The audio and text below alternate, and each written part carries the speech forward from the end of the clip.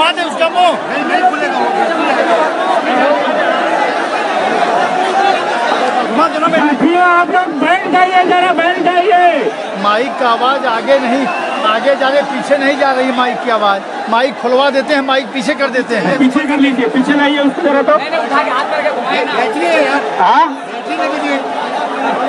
आवाज आपको जा रही है क्या पीछे तक? आप जरा पहले बैठ जाइए जरा सा।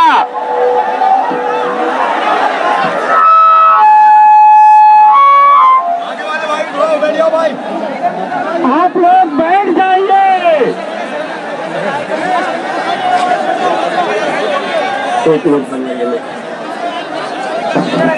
खुलेगा नहीं। थोड़ा तिरछा करो, तिरछा करो। हाँ ऐसे, हाँ। साथियों, सबसे पहले मैं आप लोगों को ये जो हमने अपना एक मेमोरेंडम बनाया है, आपकी जो तकलीफ है, ये तकलीफ का मेमोरेंडम आपको पढ़ करके सुनाना चाहता हूं, क्योंकि समाजवादी पार्टी जो भी करती है बिल्कुल पारदर्शी करती है। हम अंदर कुछ और जाके बात करें और बाहर कुछ और आपसे बताएं।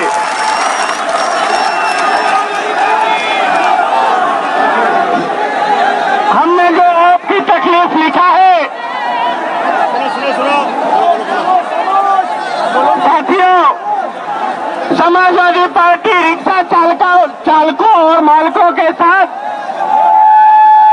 आरटीओ और ट्रैफिक पुलिस द्वारा किए जा रहे शोषण के खिलाफ मोर्चे के माध्यम से अपनी निम्नलिखित मांगे रख रही है। हमारी पहली मांग है कि रिक्शे में लगाए जाने वाला मीटर जो आरटीओ पास करता है उसके ऊपर सील लगाता है, लेकिन उसी मीटर को जैसे वो पासिंग करके बाहर निकला, अगर ड्राइवर तो आकर के आरटीओ का अधिकारी ये कहता है कि ये मीटर फास्ट हो गया है। आखिर ये कैसे फास्ट हुआ? जब मीटर आरटीओ का अधिकारी ने यहाँ पास करके आपको दिया है तो उस मीटर को हाथ लगाने की उसकी जरूरत कैसे होती है? हम इस बात का भी खुलासा करना चाहते हैं।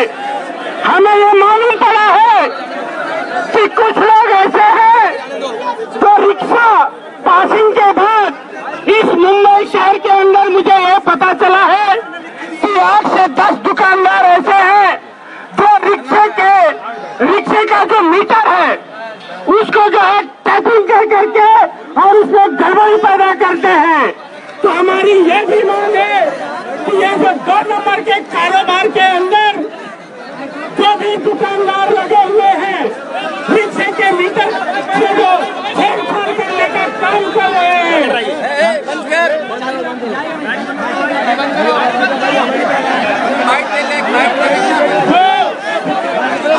शांति बनाए रखो। बोलो प्लीज, जरा शांति बनाए रखिए। आप थोड़ा सा शांति बनाए रखिए। देखिए, हम उन दुकानदारों का कंडेम करते हैं जो लोग रिक्शा वालों को गलत धंधा करने का मार्ग दिखाते हैं और प्रशासन से ये मांग करते हैं कि अगर ऐसा कोई गड़बड़ी कर रहा है दुकानदार या जो रिपेयरिंग करने वाला रिक्शे का जो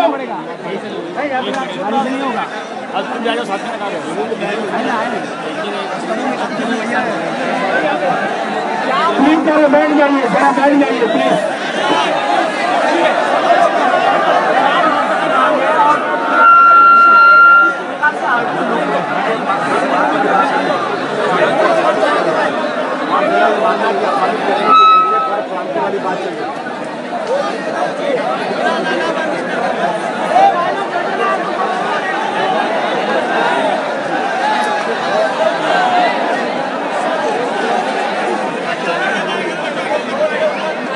इतना रिक्शा वाले गया पार्टी में नहीं आते क्या? कल काम है, मतलब बहुत रिक्शा वोटर मांगे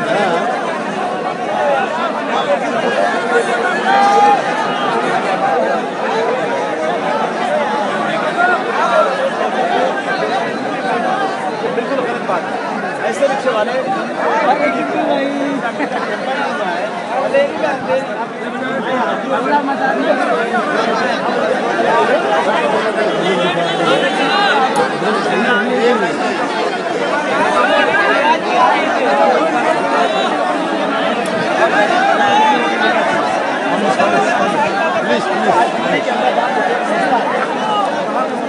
स्टेटमेंट चालू है खामोश।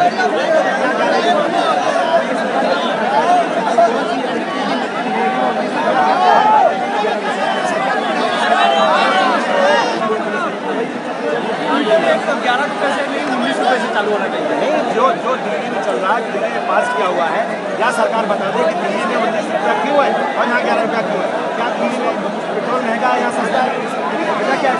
और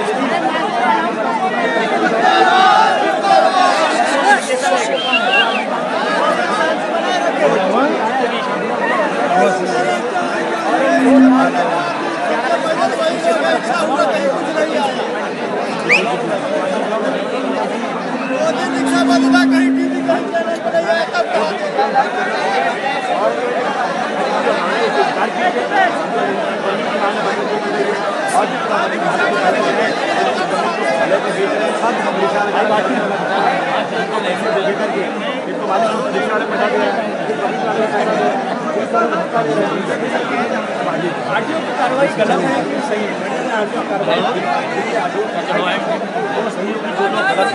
लेकिन आप जो सही लोग हैं उनके साथ जो कार्रवाई हो रही है,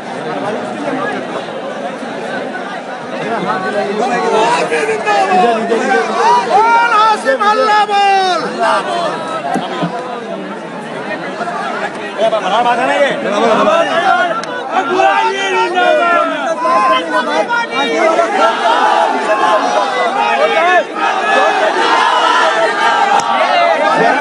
ये बैठ जाइए 1 मिनट बैठ जाइए। एक आदमी बोलो, एक आदमी जो पास करने के बाद मीटर टच करने का लिखा है, इसमें नहीं है। डोंट टच मी लिखा रहता है, उनको फाइन मारने का लिखा है। मीटर में लिखा था डोंट टच मी, पर क्यों टच करते हैं? फाइन मारे, उनको चेक करे, फाइन उनको राउंड मारा, फाइन मारे, खोल कर चेक करते, खोलते हैं। कौन चेक करेगा? आरटीओ राउंड मारे, आरटीओ लोकल वाले चेक करें, लेकिन निकाले नहीं। एक बार पास करके दे दे, राउंड मंगवा के मुद्दे की पास करवा राउंड मार के चेक करना। राउंड नहीं राउंड मार के स्टार्ट में वो लोग चेक करते हैं।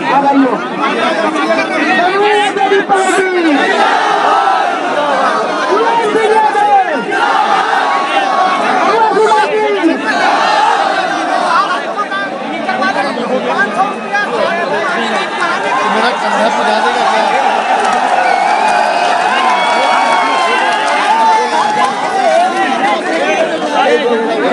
शांति बनाए रखते हैं। मीडिया के लोग इंटरव्यू ले रहे हैं, ये बातें जो है थोड़ी टाइम के बाद आप लोग चले के भी देखेंगे। ठीक है, बैठ जाइए आप लोग, बैठ जाइए प्लीज बैठ जाओ।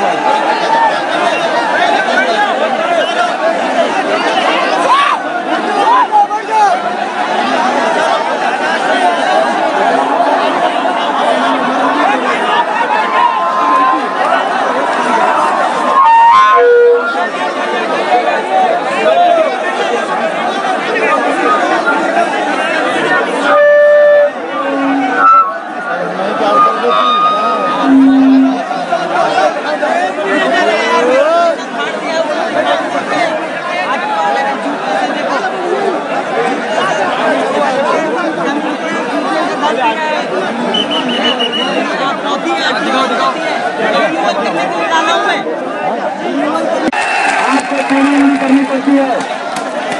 कहते हैं ना कि झुकती है दुनिया, झुकाने वाला चाहिए। मैं देख रहा हूँ पिछले कुछ सालों से मुंबई और महाराष्ट्र की सरकार निकम्मी हो गई है। ये महाराष्ट्र को कंगाल कर देना चाहती है और हमने ये संकल्प किया हुआ है कि जब तक हमारे बदन में कतरा खून भी बाकी रहेगा, हम मुंबई को कंगाल नहीं होने देंगे।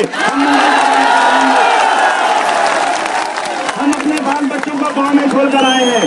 हमारा बूढ़ा बाप, हमारी बूढ़ी माँ गांव में है, हमारी पत्नी गांव में रहती है। हम रोजी रोटी कमाकर अपने गांव पैसा भेजते हैं। अगर मुंबई कंगाल हो गई शिवसेना और मनसे की वजह से और सरकार के नपुंसकपन की वजह से, तो हम कैसे रोजी रोटी कमा सकते हैं? साथियों, मैं देख रहा हूँ किसी न किसी बहाने से आज जो लोग अपना गांव घर छोड़कर मुंबई में रोजी रोटी कमाने आए हैं, उनको यहाँ पर अपमानित करने की कोशिश की जा रही है, उनको भगाने की कोशिश की जा रही है। उसी का एक हिस्सा है झोपड़े को तोड़ना। आज झोपड़े जो है, झोपड़े तोड़े जा रहे हैं। अगर कोई आदमी 80 साल का हो गया और उसने अपना झोपड़ा बेचकर अपने गांव चला गया, प्रतापगढ़ चला गया, अपने गांव आजमगढ़ उत्तर प्रदेश या बिहार के किसी गांव का चला गया वापस, तो क्या करता है बेचारा? अपना झोपड़ा किसी को बेचना चाहता है। लेकिन सरकार कहती है कि अगर वो झोपड़ा तुमने बेच दिया, वो झोपड़ा इलीगल हो जाएगा, उसको तोड़ दिया जाएगा, वो ट्रांसफर नहीं होगा। ये जाती है। इसलिए एक तीर से दो शिकार सरकार खेल रही है। मैं आज कह देना चाहता हूँ कि ये जो लोग यहाँ बैठे हुए हैं, इन्होंने हरामखोरी नहीं किया है, पसीना निकाल करके पैसा कमा रहे हालात। और सरकार को बहुत बड़ी आमदनी है इन रिक्शा चालकों से, इनसे टैक्स मिलता है, इनको इनसे पैसा मिलता है इनको। ये पुलिस वाले जो हमारी सेवा के लिए हैं, उन्हें हमें सलाम करने के बजाय हमको डंडा मारने का काम करेंगे, तो याद रखना सबका पैमाना लबरेज हो जाएगा। जब मैं सब छोड़ दूंगा ना, तो शायद एक दिन कोई रिक्शा वाला भाई जब परेशान हो जाएगा ना, तो पुलिस का डंडा खींचकर उसको दोबारा मारने दे। मुझे इस बात का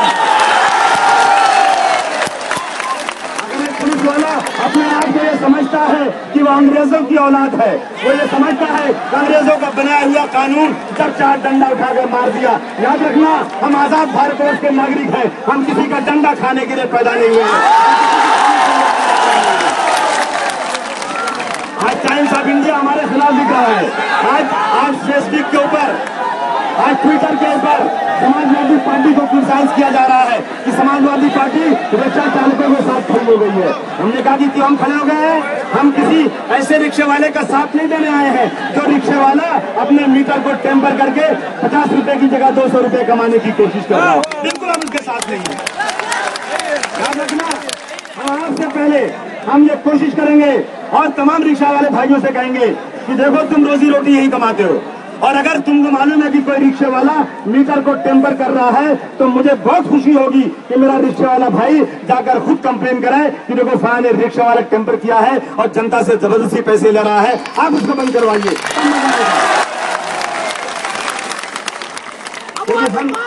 हम भ्रष्टाचार के खिलाफ हैं। लेकिन आज क्या हो रहा है, मैंने देखा है। अब मुझे बताया रिक्शा वाले भाइयों ने, अगर पुलिस वालों को शक है कि किसी का मीटर टेम्पर किया हुआ है, तो मैं कह देना चाहता हूं कि आप आइए, रिक्शे को रोकिए और रिक्शे वाले को नमस्कार करके उससे हाथ मिलाइए और उससे कहिए कि मुझे शक है।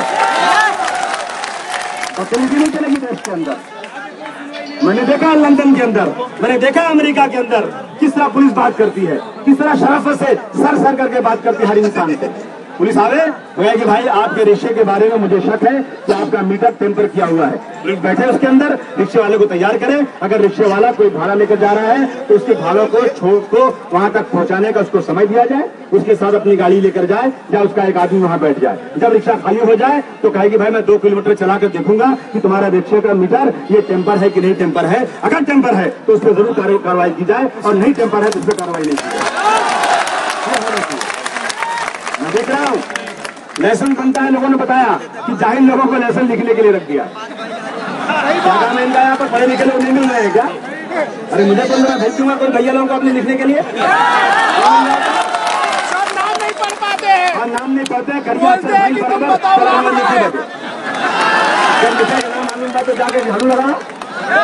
लिखने की क्या जरूरत है आपको जब लिखना नहीं मालूम? तो जो लोग लिखने के लिए बने उनसे लिखवाइए, जो लोग लिखना नहीं जानते हैं उनसे मत लिखवाइए। और ये तय करना पड़ेगा, अकाउंटेबिलिटी लानी पड़ेगी। बार बार देश में बात हो रही है, दिल्ली से लेकर पूरे देश में बात चल रही है कि हर काम की अकाउंटेबिलिटी होना चाहिए। अगर आपको एक दिन में कितना लाइसेंस लिखना है, मुझे आरटीओ साहब बता दें आज कि एक दिन में कितना लाइसेंस लिखने का प्लान है। एक तो 11 बजे हरामखोर लोग काम पर आएंगे और 12 बजे तक बात करेंगे। जाओ तो बोले साहब बाथरूम में गया, बैठे हो वो साहब जो है अभी सुर्ती खा रहा है और वहां जहां 1-1:30 बज गया तो साहब को जमाई आ रही है। ये क्या आराम खोरी है? लंच टाइम कर देते हैं। देखिए 8 घंटे की ड्यूटी होती है, कम से कम 8 घंटे देख करके घड़ी ऑफिसर को काम करना पड़ेगा। ये समाजवादी पार्टी का डिमांड है और बताना पड़ेगा कि अगर आपने एक लाइसेंस लिया है बनाने के लिए तो वो लाइसेंस कितने दिन में आप देंगे, उसका टाइम लिमिट होना चाहिए। अगर उस टाइम लिमिट में लाइसेंस नहीं मिलेगा तो फाइन भरना पड़ेगा ड्राइवरों को। आप ये समाजवादी पार्टी आज डिमांड करने वाली है। मैंने पेट्रोल का भाव देखा है, आपने भी देखा होगा। दिल्ली में पेट्रोल का दाम कम है और मुंबई में ज्यादा है। इनका ये सरकार का बहुत बड़ा पेट है, होता है शैतान का पेट है इनका, इनको बहुत पैसा चाहिए। दिल्ली में पेट्रोल का भाव यहाँ से 4-5 रुपया ज्यादा है और मुंबई में 5 रुपया मुंबई में ज्यादा, वहाँ कम है और वहाँ 19 रुपये में मीटर उठता है। जब आप शुरू करते हैं रिक्शा तो 19 रुपये पहला मीटर गिरता है। ये सच है ना? दिल्ली में कहाँ के लोग रहते हैं? दिल्ली में भी देश के लोग हैं और दिल्ली देश की राजधानी है। दिल्ली में इस सोनिया गांधी जी बैठती हैं, दिल्ली में मनमोहन सिंह जी बैठते हैं और दिल्ली के अंदर, दिल्ली इस देश की आर्थिक राजधानी नहीं है, लेकिन दिल्ली के अंदर अगर बहुत बड़ा आदमी है तो चलो थोड़ा पैसा ज्यादा ले लो। दिल्ली तो आर्थिक राजधानी भी नहीं है, लेकिन दिल्ली में 19 रुपये में मीटर गिरता है और मुंबई में 11 रुपया भी। इसका जवाब देंगे नहीं देंगे सरकार हमको? और अगर हम इसके लिए बात करने खड़े हो जाएं तो अमीर लोगों के पेट में घबराहट शुरू हो जाती है कि अब वो आदमी जो जाकर के गरीब के रिक्शे वालों के साथ खड़ा हो गया। याद रखना, समाजवादी पार्टी का एक आदमी गरीबों के साथ खड़ा रहेगा, न कि अमीरों के साथ खड़ा रहेगा।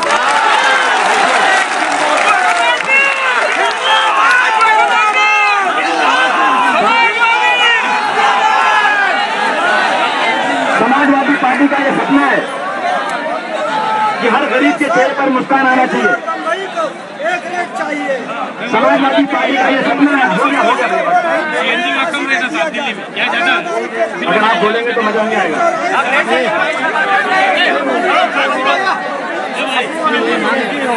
आज मैं देखता हूँ बहुत सारे साथी पकड़े जाते हैं, जेल में जाते हैं तो वो इतने काबिल होते हैं अपना मुकदमा खुद लड़ते हैं। जज साहब बोलते हैं वकील लाओ, बोले नहीं वकील की जरूरत, मैं खुद मुकदमा लड़ूंगा। अब आरटीओ में अगर कोई रिक्शे वाला बोले कि मैं अपना काम खुद कर लूंगा तो आरटीओ कहते हैं नहीं तुम दलाल के जरिए आओ। दलाल के जरिए क्यों? कि दलाली मिलेगी तो उसको भी मिलेगी। ये बात है ना? ये दलाली सिस्टम खत्म करो। अगर कोई आदमी अपना लाइसेंस खुद बना सकता है, आदमी अपनी परमिट खुद बना सकता है, आदमी आकर के अपना पूरा आरटीओ का काम खुद कर सकता है, तो उसके बीच में कोई दलाल नहीं होना चाहिए। ये हमारी डिमांड है, आज उसको हट जाना चाहिए। कोई दलाल की जरूरत नहीं है। दलाली ने देश को बर्बाद कर दिया है। आज 175 करोड़ की दलाली, 175 लाख करोड़ की दलाली। आज बड़े बड़े नेता जेल में पड़े हुए हैं, सरकार बोलने के काबिल नहीं है। अगर कोई अच्छा और शरीफ आदमी होता तो चुल्लू भर पानी में डूब मर गया होता। ये सरकार डूब के मरने वाली नहीं है। आप लोग सबको मेरे साथ आकर के इनको ले जाकर के गेट ऑफ इंडिया के समुद्र में डुबाना पड़ेगा, तभी डूबेंगे। मुझे रिक्शे वाले को शिकायत भी नहीं है। रिक्शे वाले कोई जानवर नहीं है, जानवर की भी इज्जत होती है। जानवर के लिए अगर कहीं भी सड़क के ऊपर कुत्ता कोई मार दे तो दिल्ली से, क्या नाम है सड़क का, मोनिका गांधी चिल्ला उठती है। मोनिका गांधी नहीं देख रही है भैया रिक्शे वालों को परेशान किया नहीं बोल रही है। कुत्ते को परेशान किया जाए तो चिल्लाना शुरू कर देते हैं। ये इंसान है, ये इंसान अगर ये खाना खाने जा रहे हैं और अपना मीटर उन्होंने हाफ डाउन किया हुआ है, ये कानून है कि अगर हाफ डाउन किया हुआ है तो उसको जबरदस्ती इस पर कोई नहीं बैठ सकता। ये कानून तो है ना? हाफ डाउन किया हुआ है और जा रहे हैं, खाना खाने जा रहे हैं। ये जो है, रुकिए ना, ये जा रहे हैं अपनी ड्यूटी चेंज करके किसी और को रिक्शा देने के लिए, तो ऐसे में पकड़ करके उनको मारा जाए। याद रखना, ये गरीबों के साथ अगर ये अन्याय हुआ ना तो मैं इस बात को मानने को तैयार नहीं हूं। ये गरीब का खून जो है पानी हो चुका है, ये लाल है खून, लाल खून है। फिर आप कहेंगे कि क्राइम हो रहा है। क्राइम को आप ही जो है पैदा कर रहे हैं। मैं गांधी जी की हर बात को मानने को तैयार हूँ। गांधी जी के एक गाल पर एक चाटा मारो तो कहते तो दूसरा गाल भी दे देना, लेकिन आज समाजवादी पार्टी कहती है अगर एक चाटा मारोगे तो 2 चाटा बगैर वापस मत आना। ये तुमसे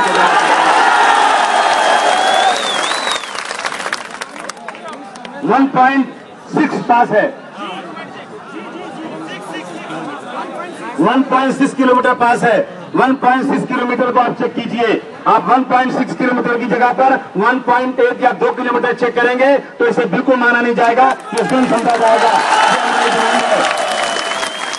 आज परमिट नहीं बन रही है। अब परमिट जो लोग बना चुके हैं ना, उसका पैसा खा रहे हैं, पैसा खा रहे हैं उसका। परमिट जो बिक रही है, अरे भाई ये बंद करो।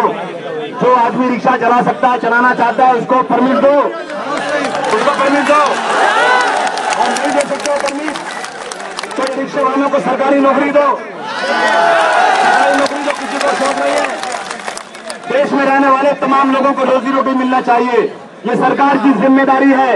अगर सरकार रोजी रोटी नहीं दे सकती, लोग बेचारे कहीं से लोन लेकर के अपनी बीवी का जेवर बेच करके, गांव का 2 बीघा खेत बेच करके आकर